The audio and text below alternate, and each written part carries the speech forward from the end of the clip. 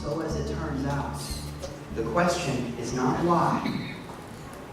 The question is, so what? In other words, what are you going to do about it? Here it is, this thing happened. You're going through a thing, it's real. What are you going to do about it?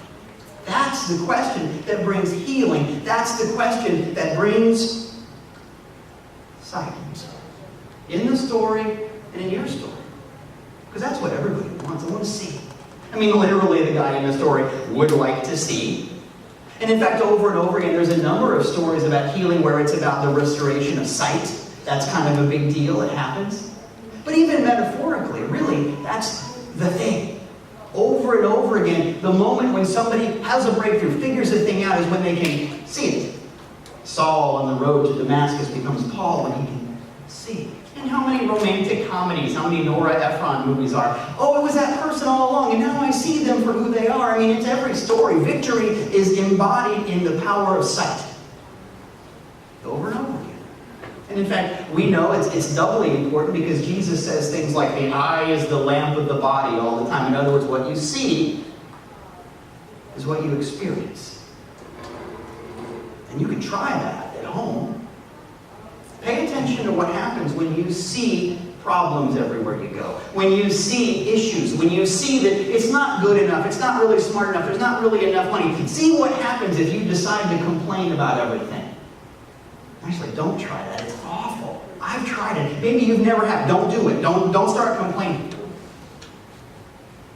Because everything is like everything. If you practice complaining, the universe will go, oh, I guess that's what you want. Let me give you some stuff to complain about. Or, what happens when you see solutions? What happens when you see an opportunity for healing? What happens when you go, I don't know how this is going to work, but I know it's going to work because I got this far?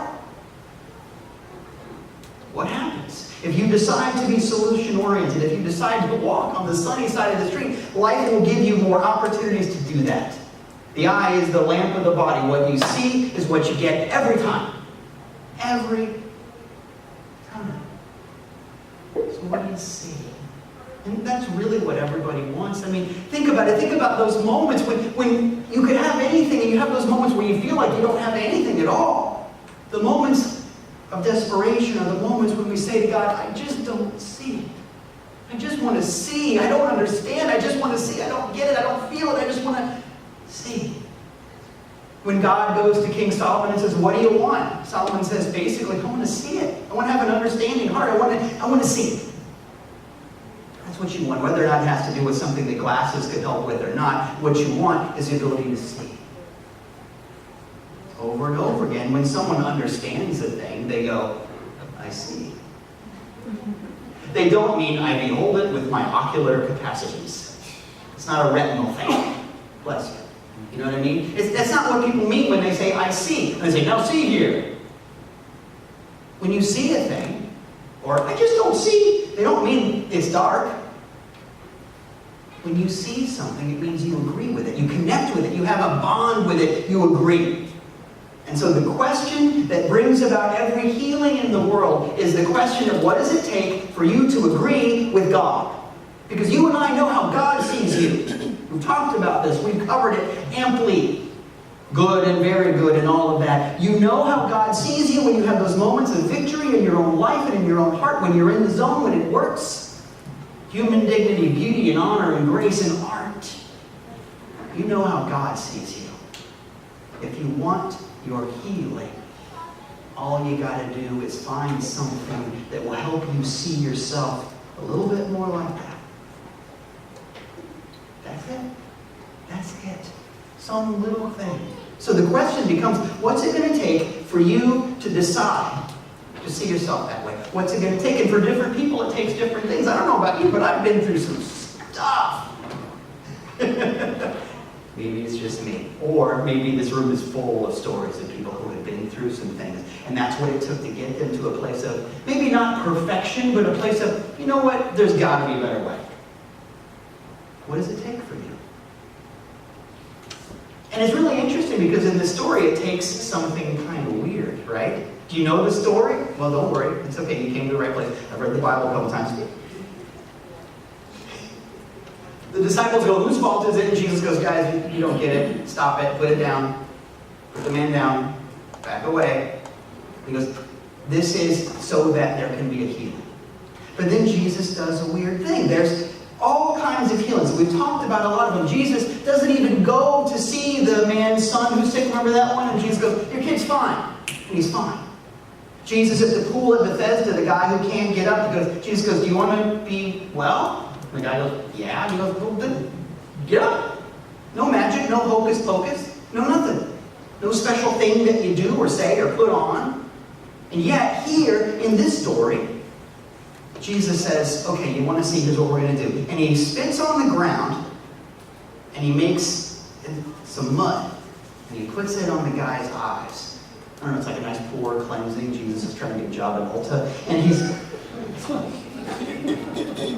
he does that thing. It's very refreshing. And he says, go and wash in this pool. The pool's called Siloam. Go wash in the pool of Siloam, and you'll be fine. And the guy goes and does the thing, and he's fine. But we have to ask ourselves, what's the deal with the mud? Well, after everything you said, after there's a commandment about no graven images, after over and over again Jesus says, you don't need a physical thing, why is there this physical thing? Why is this a here's mud in your eyes situation? I don't know if that's where that comes from or not. Who knows? The toasting mirror. But anyway, what is that? The answer is, whatever it takes for you to see yourself differently, whatever it takes for you to identify with the healing instead of with the affliction, is whatever it takes. Whatever it takes is fine. Do the thing that gets you out of your way. Because until that moment, that man who had been born blind saw himself by his blindness. This is the truest truth about me is my problem. Maybe we all know how that feels sometimes. But the thing is, if you see yourself that way, it's very hard to get fixed. It's very hard to find love if what you're trying to do is apply love to a broken heart. Because all you see is that I'm a broken heart. You can't really fix that until you decide that that's not who I am. If you decide that I'm going to apply prosperity to a poor person, you're still thinking of yourself as a poor person. You're never going to get where you want to go. If you think I'm going to apply health to a sick person, you're never going to get healthy until you see yourself differently. So what do you have to do to see yourself as someone who is not what you might have always thought you were? This miracle is a lot like another miracle we know about. In that wonderful scripture, the movie Dumbo. Think about it. Actually, it's the same story. Did you know that? Dumbo was born with this affliction. Who sinned, him or his parents? We don't know. We do know his mom's pretty cool. But that's not it. But he's born with, come on, you know the story, right? He's born with these ears. And it's his affliction. It's his problem. He can't ever possibly solve it. And he goes and he sees the crows. And there's some problems with cultural sensitivity, and I'm not apologizing for that. We got to grow up out of that. But anyway, something happens. And the crow, you know the story. You've seen the movie, am I? Okay. We can put it up on. Anyway, the crow gives of himself in the same way that Jesus spits on the ground. The crow gives a feather and says, maybe you're not what you thought you were. Maybe this is the beginning of you being able to fly. And that feather, just like that mud, is what it took for Dumbo to see himself not as someone with an affliction, but as someone who can fly. What does it take for you? Now here's the trick. Don't get stuck with the feather. The miracle for Dumbo doesn't happen until he lets go of the feather. The sight doesn't come back to the man who had been born blind until he washes the mud away. It's time to let go of that thing, to give thanks for it, and move on. And this is the universal story. I mean, Oz didn't give anything to the Tin Man that he didn't already have. That's a song. It's right after Sister Golden Hair on the CD. It's the story, right? Over and over again. It's the story. But it's a story of what does it take for you to see yourself differently.